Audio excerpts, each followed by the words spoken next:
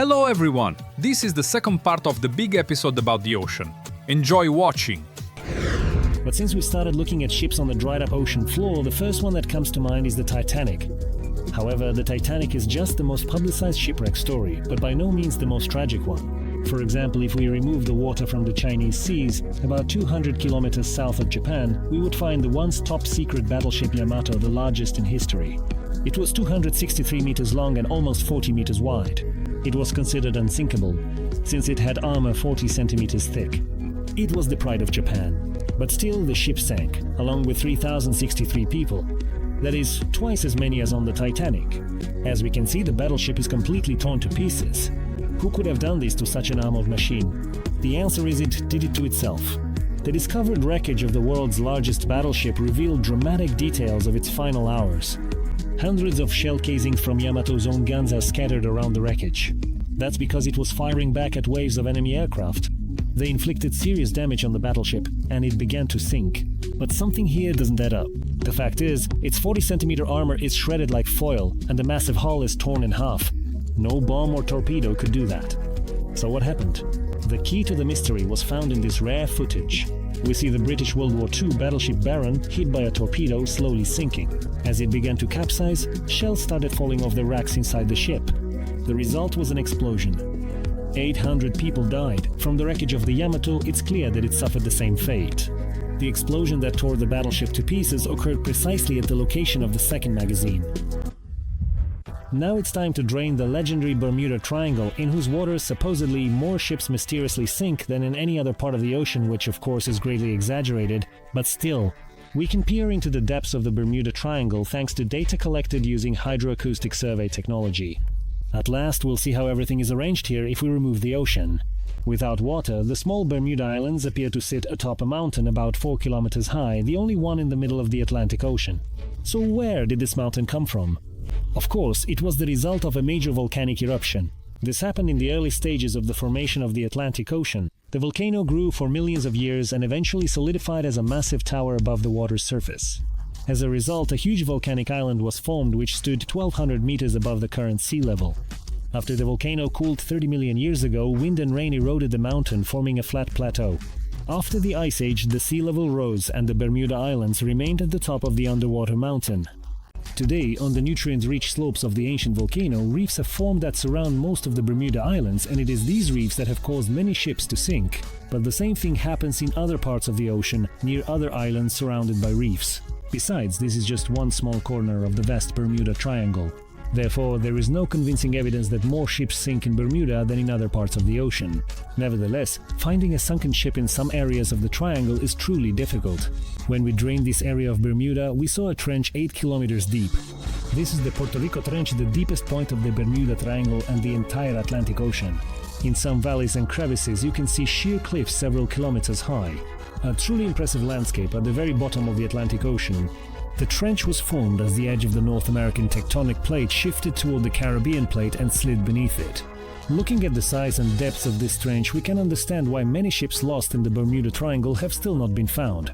Such places and underwater mountainous areas are the most difficult locations for searching for missing vehicles. For example, in 2014, the Malaysian airliner Boeing 777 that crashed into the ocean, which prompted the largest search operation in history, was never found. After all, if we were to drain the area where it is believed to be lying now, we would see huge mountain chains there. But even if we could actually drain the ocean in real life, there's no guarantee that we would be able to find the plane. There have been many cases where we failed to find crashed planes even in our regular mountains on land. And if we couldn't find anyone even in such mountains, then searching in underwater mountains at a depth of 4 kilometers is an even greater challenge. And let me remind you, the Puerto Rico Trench in the Bermuda Triangle is 8 kilometers deep. There, searching for sunken ships is nearly impossible. Nevertheless, even though I said that there is no evidence that more ships sink in Bermuda than in other parts of the ocean, when you account for the number of ships passing through, there are still places on our planet where an unusually high number of ships really do sink. For example, in the English Channel, there are literally thousands of sunken ships here. To understand why this happens, we need to take a look at the ocean floor. By combining sonar data and visualization technology, we drain the bed of the English Channel. The water recedes, revealing the first secret to scientists: the topography of the seabed. Before them lies an astonishing world, hidden from view. Kilometers of shifting dunes, a true desert beneath the water. These are the Goodwin Sands. They rise close to the surface, constantly shift, and pose a deadly danger to ships. A true graveyard, where around 2,000 vessels have wrecked, each one trapped and run aground.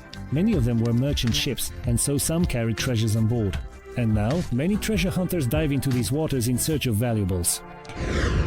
If we started draining the Chinese seas, pumping out their water, we would find scattered all over, not far from the coast of Vietnam, the wreckage of ships from different eras. Even the Bermuda Triangle can't compare to this. Why did this stretch of water become one of the most dangerous in history? And what treasures were buried on the seafloor? Draining the ocean near the Cham Islands and removing layers of sand and mud, an astonishing scene unfolds before our eyes. Chinese ceramic wares from the 15th century, cups, bowls and plates still lie neatly in rows even after 600 years. Each cup is worth hundreds of dollars, and scattered around the tableware were 30 sunken ships. They sank at different times over the past 2,000 years. If we continue to drain the ocean, an even more breathtaking sight will appear near the Cham Islands. Sunken ships from all over the world: a Spanish galleon, a Chinese sampan, an Arab dhow. So many ships have sunk here for exactly two reasons. First, the maritime Silk Road passed through this place, and second, there was a ship parking area harbor. And most accidents happen precisely when entering or leaving the harbor. A sudden change of wind in a crowded harbor can cause a ship to be blown onto the coastal rocks. Merchants loaded with porcelain and silk came here hoping to get rich, but instead lost their lives in these overcrowded and turbulent harbors. Today, not only do trade routes for ships cross the ocean, but there are also new types of trade routes data transmitted across the water. What was once the maritime Silk Road is now an information superhighway. However, the modern trade route is no less dangerous. The World Wide Web is exposed to a multitude of deep-sea risks. Our love for the internet knows no bounds. Today, humanity consumes several petabits of information every 60 seconds, and the overwhelming majority of this data is transmitted along the ocean floor. If we were to drain the oceans worldwide, we would see a network 1.5 million kilometers long, forming the World Wide Web. Information travels along the seabed at the speed of light through a sprawling system of cables. As much as 98% of the world's information passes through fiber optic cables on the ocean floor. One of the most important and heavily trafficked sections of the global network runs beneath the Chinese seas, through the Luzon Strait between Taiwan and the Philippines.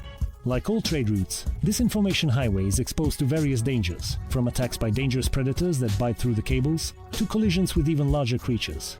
In this footage you can see a humpback whale tangled in a cable not far from the coast of Norway. Rescuers managed to free the animal, but to do so they had to cut the cable, which meant leaving part of Scandinavia without internet. To eliminate potential threats, engineers bury the cables deep beneath the seabed. If we were to drain the ocean, we would see giant machines laying down the World Wide Web. They resemble a house-sized plow crawling along the ocean floor. High-pressure water jets create trenches 3 meters deep, into which the cable is buried. Only in the deepest parts of the ocean, where neither anchors nor whales can reach, are the cables laid on the surface of the seabed. If you were to drain the deepest trench in the Luzon Strait, you would see the main information highway connecting the countries of Asia and the West. 19 cables transmit trillions of gigabytes of data between companies, governments, universities, and stock exchanges. All of them lie on the surface and are therefore vulnerable. In 2006, a powerful jolt occurred on the floor of the Chinese seas. It was an earthquake with a magnitude of 7.1. In the deep trench of the Luzon Strait, the second phase of the earthquake began a massive underwater landslide that relentlessly started destroying the information cables lying on the seabed. The current swept away all the cables connecting Southeast Asia and the United States. The internet went down, and within just a few minutes, this was reflected in the wallets of millions of people. ATMs stopped working, trading on the stock exchanges came to a halt, and transactions worth billions of dollars were blocked. Corporations and banks were paralyzed on both sides of the ocean. This was the first time that so many cables were severed at once, and such a vast part of the world completely lost access to the internet. It took 3 months to repair the broken cables.